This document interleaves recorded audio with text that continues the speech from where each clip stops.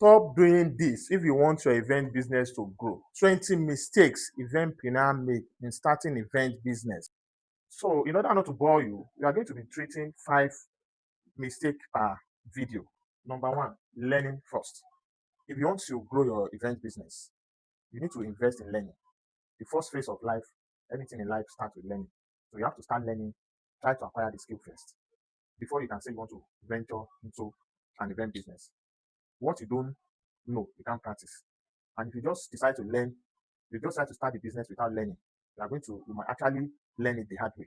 Number 2, inadequate or lack of creativity. This creativity, let me underline it, creativity. See, after learning, one of the things you need to do, because normally it's possible that you get to learn the basic from where you are going to get trained. But what keeps you going is the creative mindset, the creative mindset you get to have after you have finished learning from wherever you learn.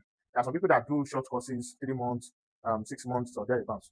But after you must have learned from where you get trained from, what matters and what keeps you going is the creativity. I could remember when I wanted to start my own event business, I have the people of the opinion that this business does not fly if you are not connected. That this with high level of connection, I need to know people up there. But I can tell you categorically what works for me. Creativity works for me. It's my creativity that sells me to people, not any other thing else. Underpricing. This is where people get to price themselves too low because they are trying to win customers.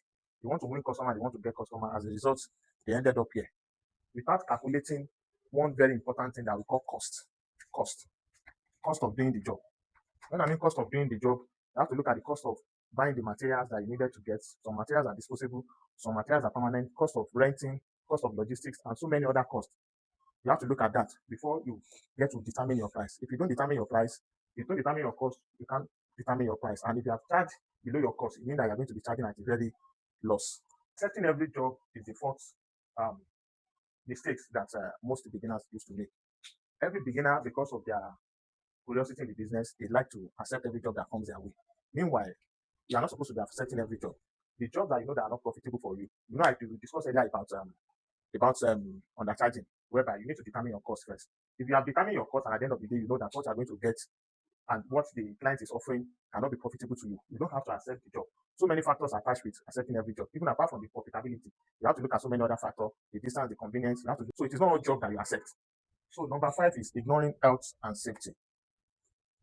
If you need to be a professional eventpreneur, you have to make sure that you pay attention to health and safety.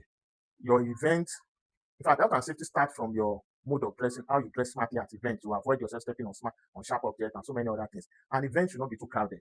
Your electrical should be in perfect situation. You don't just plug direct naked wire. Make sure that there's a socket, there's a plug. You make sure that anything that can cause a spark or anything that can cause danger to people or anything that can create hazard to people, you have to avoid it by all means. Number 1, safety first in every job you want to execute. So this is the end of this video. See you in our next video.